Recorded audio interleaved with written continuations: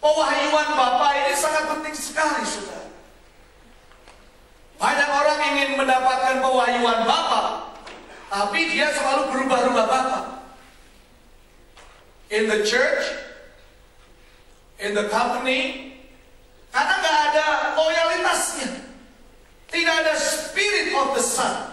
Nah, pada the next 15 minutes saya ingin memberikan sedikit pandangan Alkitab tentang dunia usaha. Anda tahu bahwa tugas pertama yang Allah berikan kepada manusia adalah menaklukkan dan menguasai bumi.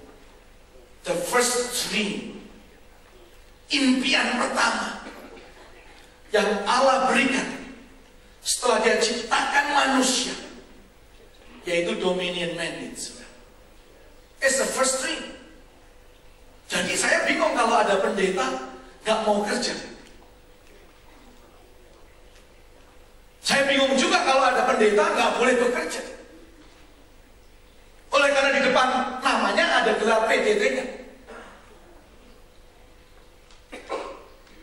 Karena pada waktu Allah menciptakan, God bless them before He speak. Sebelum Dia ngomong, itu Dia sudah ngasih DNA yang luar biasa dalam setiap kehidupan saudara dan saya, yaitu chipnya, DNA-nya adalah bless, berkat di dalam diri saudara. Oh, semuanya pada tegang dia ngomongin berkat gitu. Hah? Jadi dalam diri saudara langsung dikasih gitu DNA-nya Allah, and God bless. Baru God speak. Berkat. Jadi memang bijinya biji berkat. Jadi pada waktu Allah menciptakan saudara, itu luar biasa. Jadi tugas pertama yang Allah berikan kepada manusia, yaitu untuk berkuasa. Radah memiliki arti untuk menginjak, menang atas sesuatu, atau menaklukkan. Dalam bahasa Ibrani adalah kabash, berarti mengalahkan, membuat takluk, menaruh di bawah kekuasaan. Kedua kata ini adalah kata yang aktif, mengandung konotasi seorang melakukan sesuatu. Semua katakan melakukan sesuatu. You do something. Gak cuma diam saja, you do something. Allah menempatkan manusia di Taman Eden untuk menguasainya dan memelihara taman itu. Kejadian 2 ayat 15. Mengusahakan, artinya abad, yang artinya untuk bekerja, melayani. Biasanya digunakan dalam konteks agriculture, seperti pertanian dan lain sebagainya.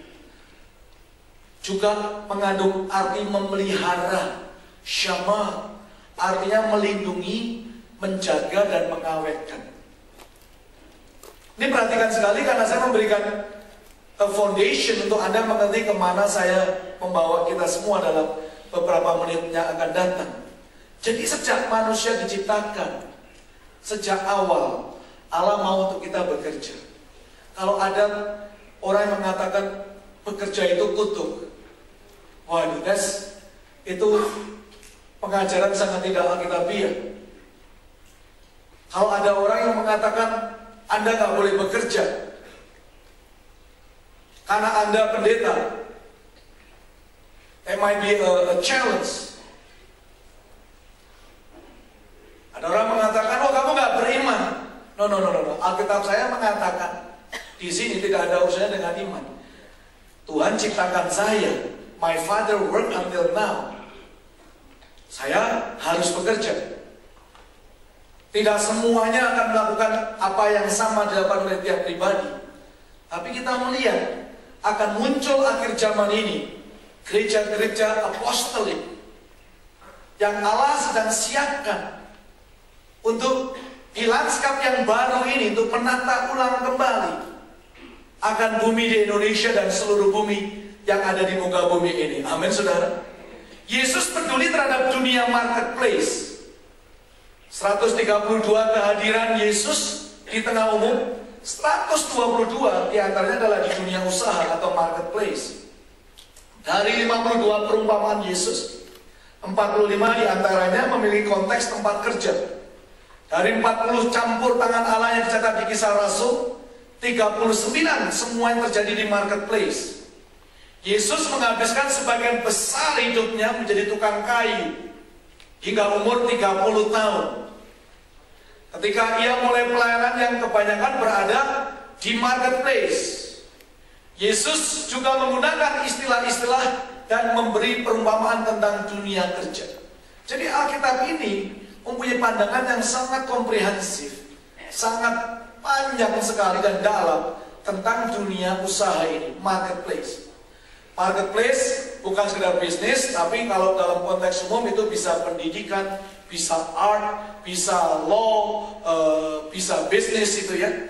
Seven Mountains atau 7 gunung itu dalam satu konteks marketplace, atau governance atau politik, semuanya juga bisa masuk di dalam marketplace. Tapi untuk hari ini saya batasi saja dalam dunia usaha, apapun yang Anda sedang lakukan saat ini.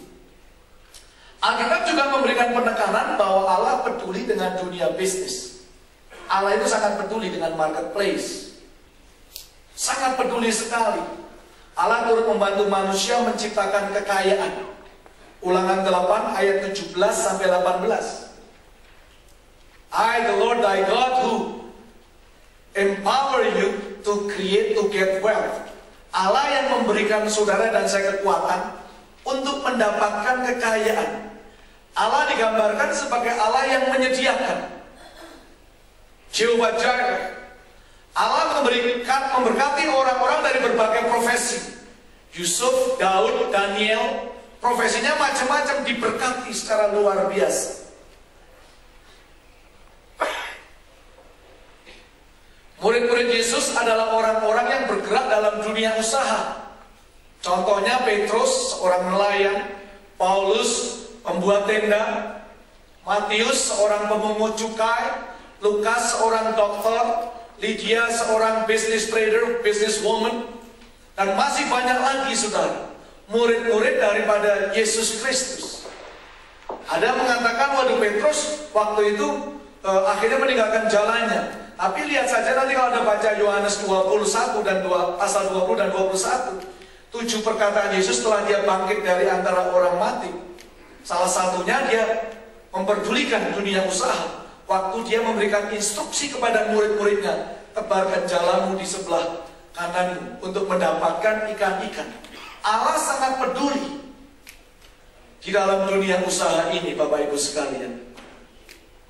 Allah menciptakan sistem ekonomi untuk menjadi steward atau penata layanan yang bertanggung jawab dan adil atas sumber daya manusia dan alam, serta mendorong setiap manusia untuk menjadi produktif, yaitu menggunakan talenta yang Allah berikan untuk menciptakan kekayaan. Artinya, jangan sampai gelar Anda, karena Anda seorang doktor teologi misalnya, kalau puji-pujian Anda nggak bisa melompat seperti Daud, karena gelar Anda membuat Anda memproteksi diri Anda tanpa Anda mengalami freedom. Itu sangat sayang sekali, Pak. Anda punya talenta seperti Paulus, Anda punya talenta untuk menceritakan hikmat, untuk mengelola bisnis. Tapi karena di depan Anda ada gelar PDT, sangat sayang sekali, Pak. Karena jutaan orang Indonesia sedang menunggu akan uluran tangan saudara dan saya. Sistem ekonomi inilah yang Allah concern, dan khususnya di Indonesia ini. Kalau kita melihat begitu banyaknya hal-hal yang bengkok yang terjadi di dunia usaha, Allah sedang menunggu gerejanya, para rasulnya,